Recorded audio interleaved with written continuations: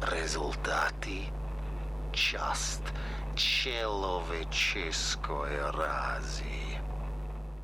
Hello, this is a video for SickFaxis.com. I'm Chris, and joining me today is Teflon. Say hello, Tef. Hello. And we are going to talk about the Tomorrow Children, which is a game I don't know very much about, apart from that Q Games makes it. Yeah, so it's the latest game from Q Games and Dylan Cuthbert, and they're a company best known for the Pixel Junk games. Yeah. This is very different and a lot more ambitious than those games. For one thing, it's an MMO, and secondly, it's got this crazily beautiful game engine running it, which is just, I don't know, like it just suits the aesthetic that they're going for. So the game is set in like some post-apocalyptic world which some crazy Soviet experiment or doomsday weapon has created. Everything's gone wrong, and when you start the game you find yourself in the void. The MMO side of it comes into how you live in this world. So the Russians, they're basically trying to explore the void, and so they're sending this kind of projections into the world of people, and you're creating this village, you're trying to build it up, you're trying to harvest resources for it, defend it from big monsters.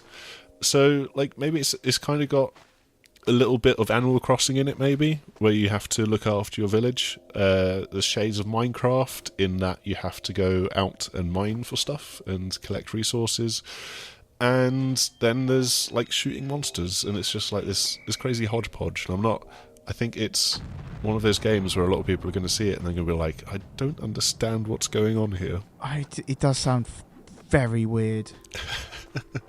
I'm very confused by it, from the fact that Q Games are making this game up, like everything about it. But it does look gorgeous, right? Like it just looks amazing. Yeah, they've got this incredible game engine. I think it's like physically based rendering, and they've got loads and loads of graphical filters because they kind of want to go for the hyper polished like Pixar style. Yeah, Pixar are very good at making film visuals that look solid and look kind of believable even in their particular aesthetic. And so here, all of the characters look like a kind of like a wooden doll almost, but like that's a very good way of describing it. Actually, yes, they've got that slight carved look to their faces, right? Yes, yeah, they're definitely more doll-like than human-like, and I think that helps in terms of like giving it this surreal look to it.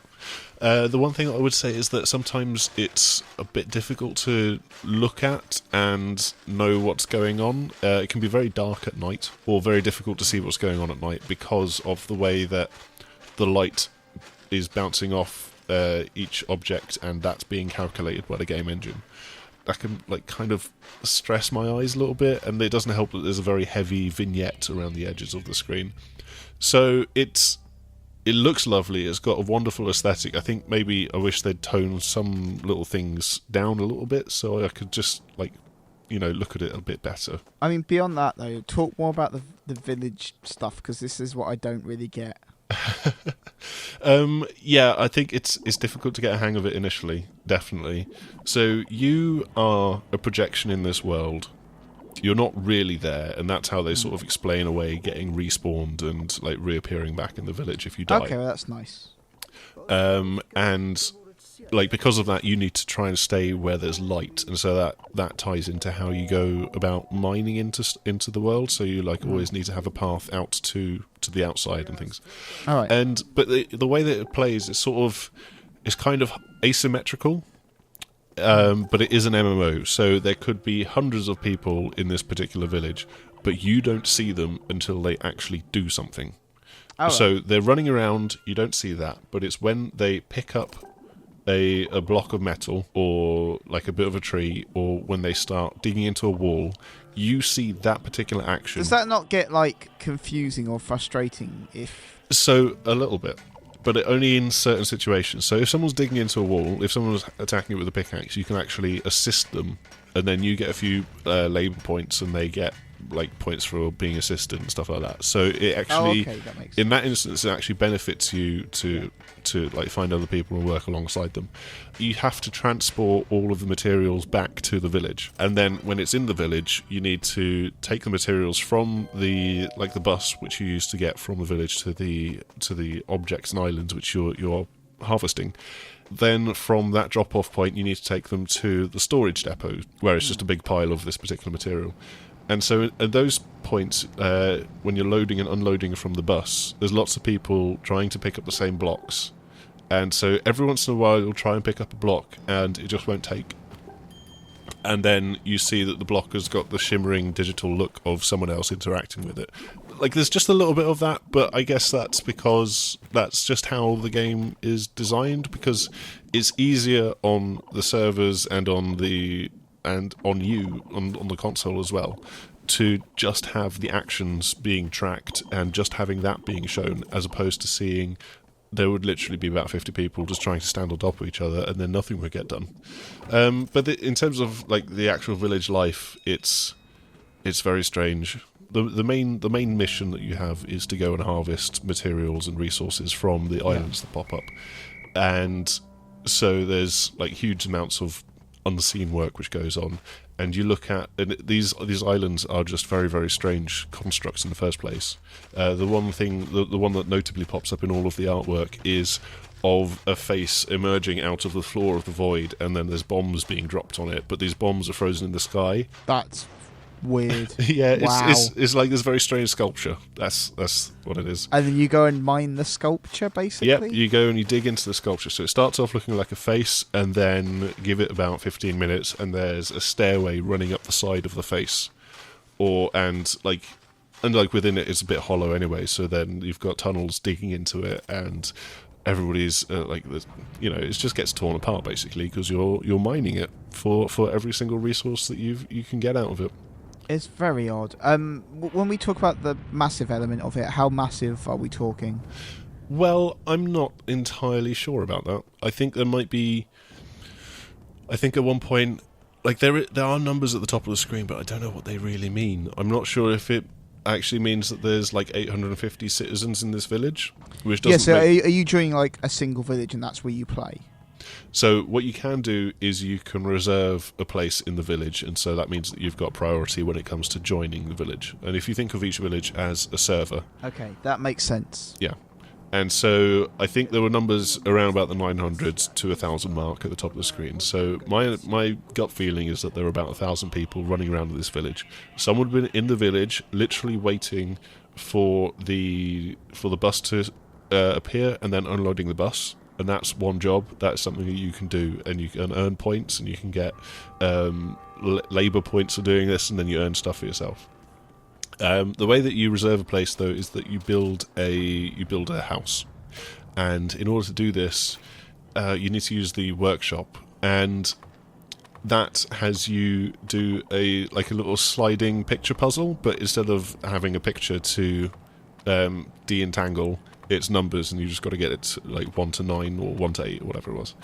And it's actually quite difficult when they put a timer on it, and so I actually struggled with that. But once you've done that, you're then able to put down a placard, and if someone then throws materials at it, then that gets built. And so there's this very strange, like, building by committee kind of setup. But you don't have to join that village, and you can move to a different village.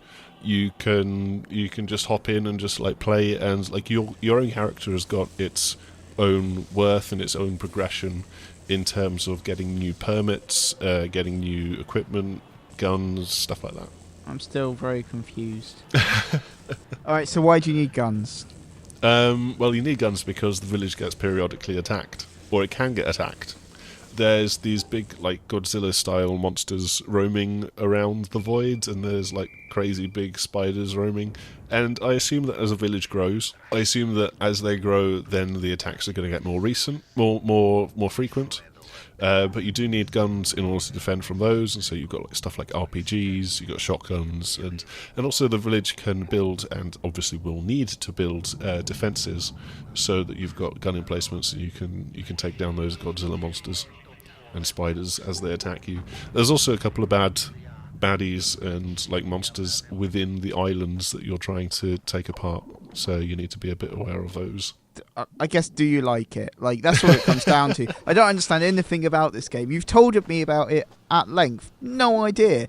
But do you enjoy it? Did you like what you played? Yeah, I did. It's a very, very strange game. And it's just, I think it's just difficult to know where to start.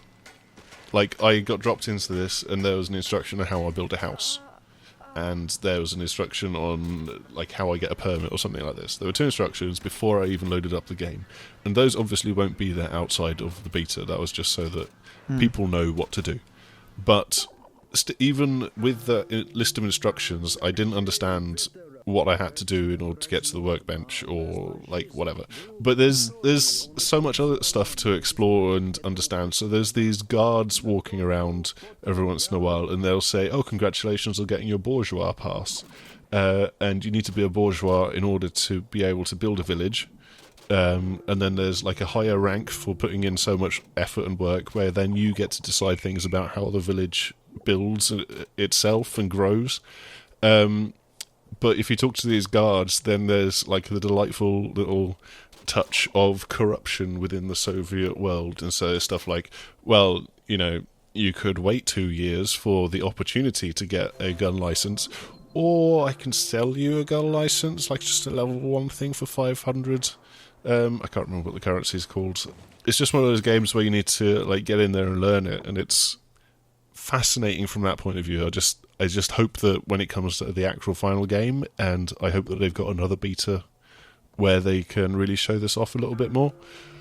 They just need to like smooth that curve a little bit and just make things a little bit more obvious and more inviting to people. It's all just, I don't know.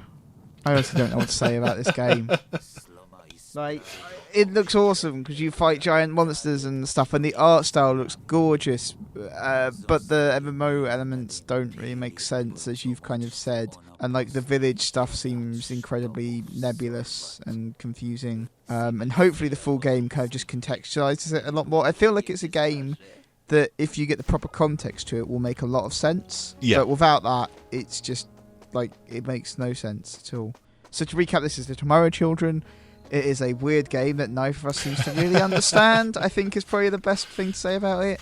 It comes from Q Games, who are best known for Pixel Junk, and it will be out, at the minute they're saying Q1, Q2, I believe. Yeah, I don't think it's got a solid date or anything. Yeah, so we're not quite sure. It's coming out some point in the first half of this year, probably. But the closed beta is over now, right? Yep, they only had 3 brief windows, and it was over the weekend, so that is done. Yep. So I would expect to see an open beta at some point in the reasonably near future. But for now, I guess you'll just have to watch this video if you want to know anything else about it. This has been another video for 6axis.com. We have got more great videos and content over there. But for now, goodbye. Goodbye.